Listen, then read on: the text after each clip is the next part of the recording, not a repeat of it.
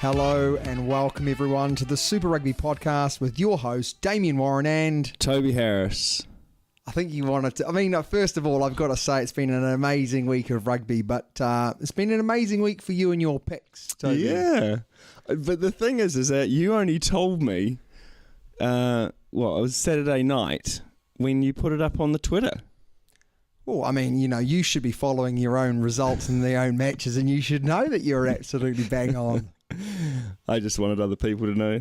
And I think you also mentioned that you wanted to put something on Twitter.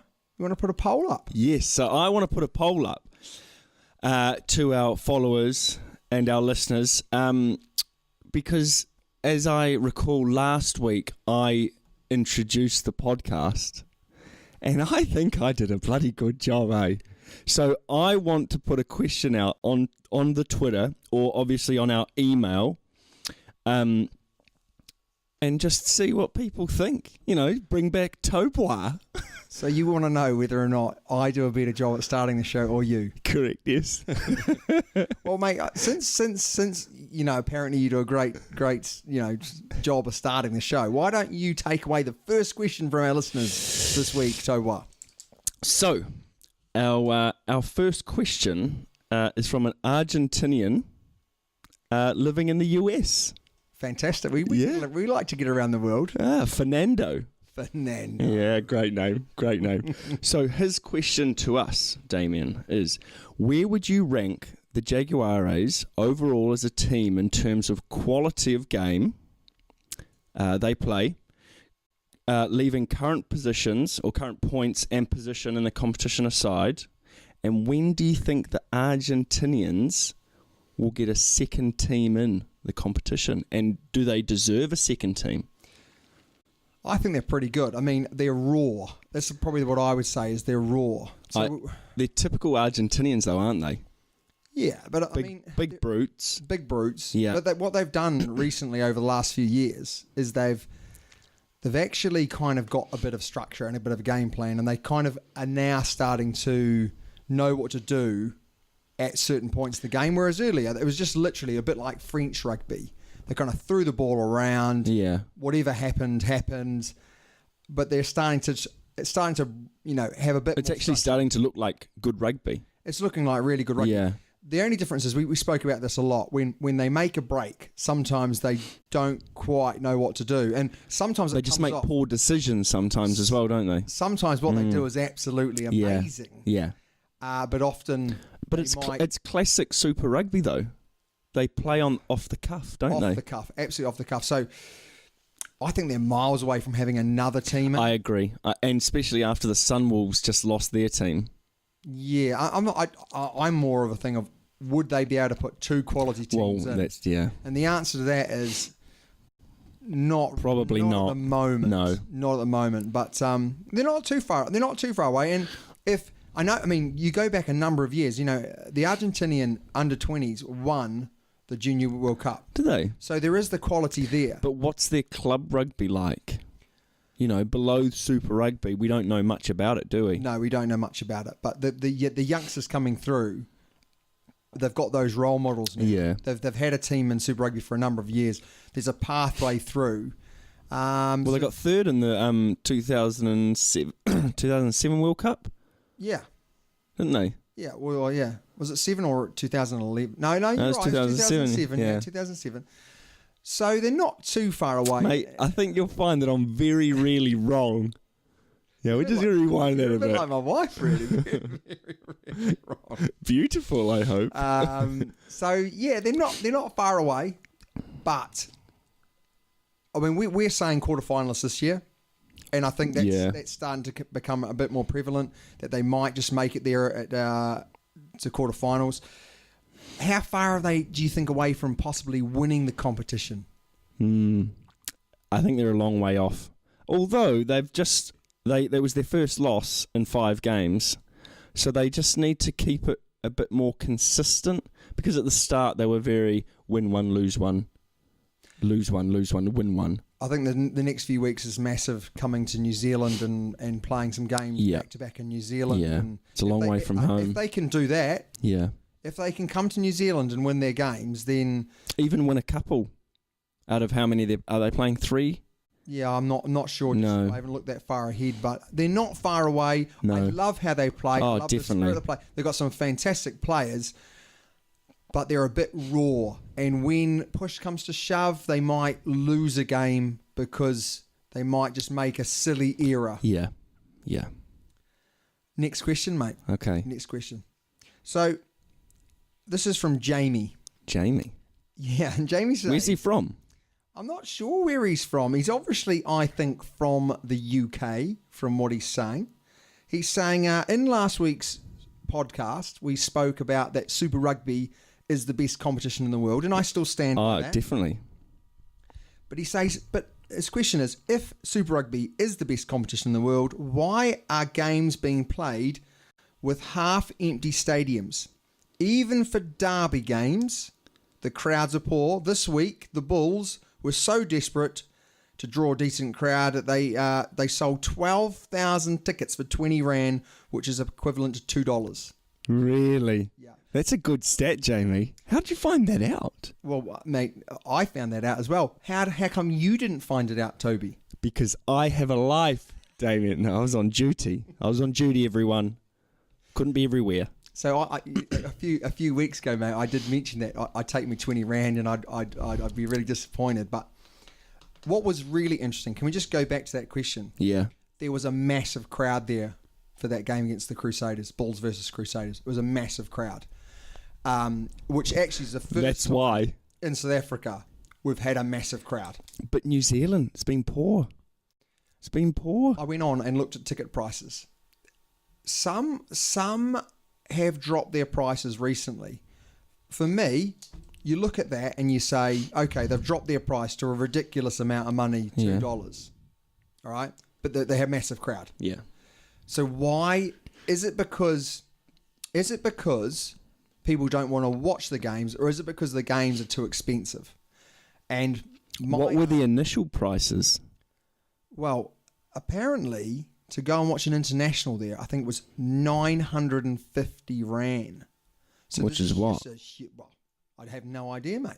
Well, yeah, I'm Damien, I've done my research. Well, clearly you haven't. Clearly, I've done more research than you.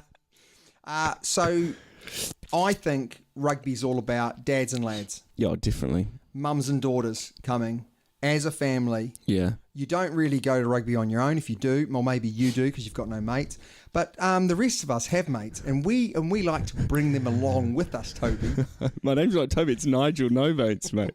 Come on. But and therefore, if you're going there and you feel like you're getting ripped off, then you're not going to go back. No, every week. That's true. And rugby is about going back each time they've got a home match, week in, week out, not going once. You know, we're not tourists.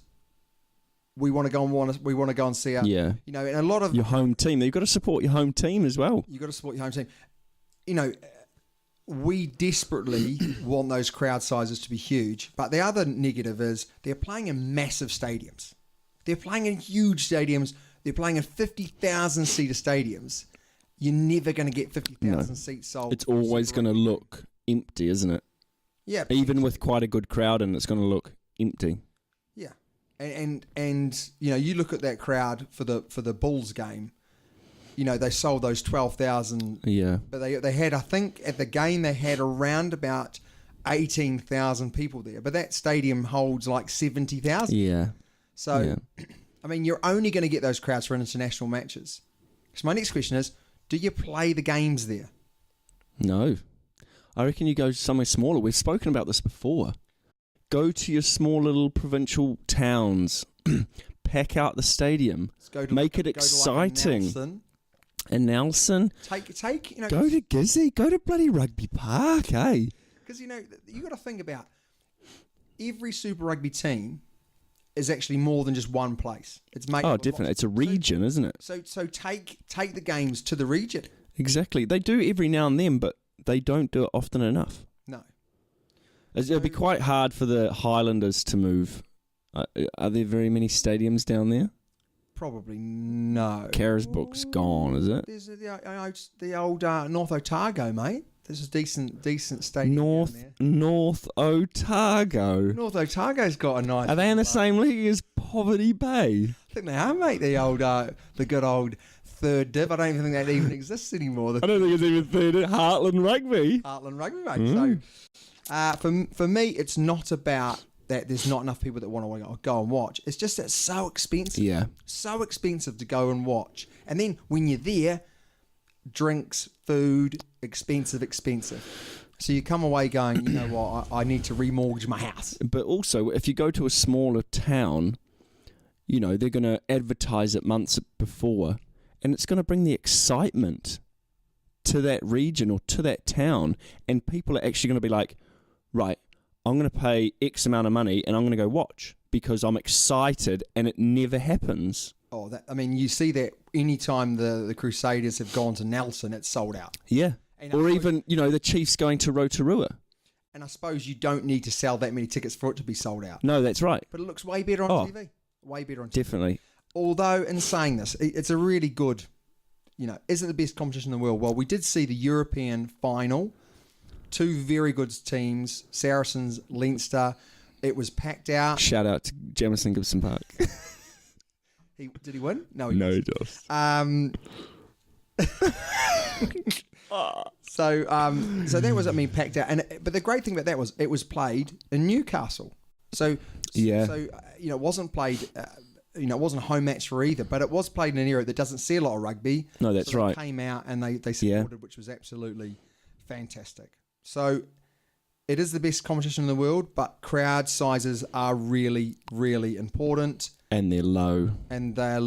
Or they're being played in massive stadiums. So therefore, what sometimes is a good crowd looks rubbish. Yeah. And it's time for our third question now, Toby. And it's from Nick Cottrell. And I really like Nick Cottrell already. I don't even know the guy, but I really like him. And I tell you why I like him. Okay. Because he says this. I'm a UK Super Rugby follower since its inception. Now that deserves a round of applause. Well done, Nick, because that's going back many years. That's going back ages. My question is, this year in particular, are overall attendances down across the board? I'm watching matches, including New Zealand teams, against each other, and crowds seem low compared to years gone by. I only see certain matches aired in the UK via Sky Sports. A little plug for Sky Sports there. Sky Sports, if you'd like to give us a job, we'd be more than happy to join you. But do you feel they are? Yeah, definitely. Like we, was it the other week we watched the Hurricanes game, and they were just showing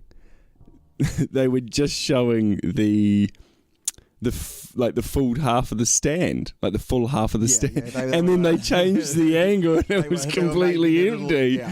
Yeah. Now, I've looked everywhere for the stats this year, and there is no stats for this year apart from the Australian. Oh, really? Sizes, yeah. Oh, okay. And it seems like the Australian crowd sizes they've never been really good. No. But they're holding their own. Right. Slightly up or slightly down. So overall, I'd probably say it's about right. Okay. South Africa looks shocking, but they have been shocking for a number of years. And New Zealand... So have we, to be honest. Well, I think New Zealand must be worse. Must be worse than last year. But it's weird because apparently we're rugby mad. Yeah, we're rugby mad, mate. Yeah, but we don't. Truckloads of money. So therefore... Well, neither do I. So you can't afford to go every week. No, that's true. You're right. Yeah. And I know we're going over the ground of just the last question, but are they down? They're down. Are ticket prices more expensive? I think they are looking to drop them. Yeah. But I think the New Zealand public, they're also rugby players. You know, they still play rugby. Over in the UK, a lot of people watch. That's just what they do. They like to watch. Yeah. They don't play. They just go and watch. Yeah. Whereas... Or they'll watch it after their game. You know, on the telly. Absolutely. So in the clubhouse. I'm not sure why South African crowds are so bad. I do think that every South African ground is massive. So numbers do look down, although it's very, very difficult to find the stats for them. Yeah. So we're going to say they are down. Definitely. But I'm going to throw another question in because going back, we did have a question, and I'm not sure who is it from, but they were talking about referees. Oh, okay, They were talking about the fact that after our podcast last week, they'd noticed that there's a number of home referees. Yeah. What happens if a referee has a bad game? Can the teams complain about them? And what's their kind of sanctions? Mate, that's from Fernando. Oh, that's from Fernando's second question. Yeah, it's a second question. I've done a little bit of research into this. And they've actually reviewed. So from last year, they had 17 referees, and they've gone down to 15. So they've chopped. Chopped two. I think they've chopped more. So they've brought in a couple of extras as well. Okay. So there is a review process that takes place. Yeah. And teams can ask for feedback. Oh, really? Yeah, so when the Rebels went to South Africa and they were penalised off the park, they asked Sanzar for some feedback. And they asked, well, are we doing anything wrong? Yeah. Is there anything in our game that we need to look at, that we need to change? Yeah. And the answer was no. So it was the referee. So it was the referee. And that same referee was refereeing over the weekend. Touchy. He was touch judging on the weekend. And he had a couple of interesting calls.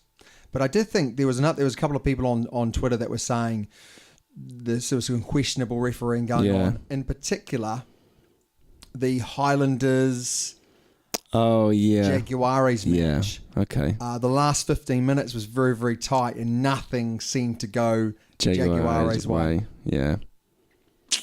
It's a tough one. So there is a review. They are mentored. They work in groups of 3. Yeah. They're in 5 groups of 3.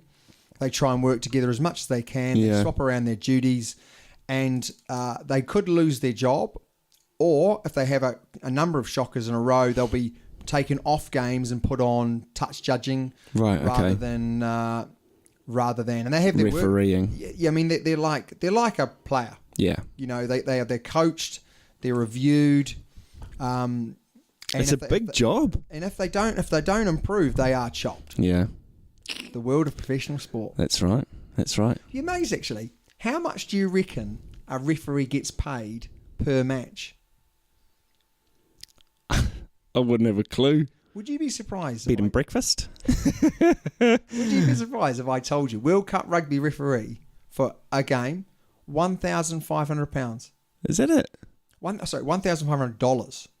Oh, wow. So you'd imagine they get paid a lot more than that. Yeah. I mean, there's expenses they've got. They pay for all their expenses while they're there. Do they? But it's not a huge amount of money, is it? No. It's not a huge. Someone's got to do it though. Someone's got to do it. It's a tough old job. Yeah. And we've done it, haven't we?